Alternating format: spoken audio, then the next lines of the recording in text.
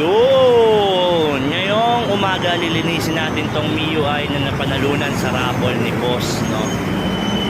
Kaya naman bibigay natin ng madumi. Simulan kahapon eh. Gamit natin tong Yun Shampoo Bubblegum Scent.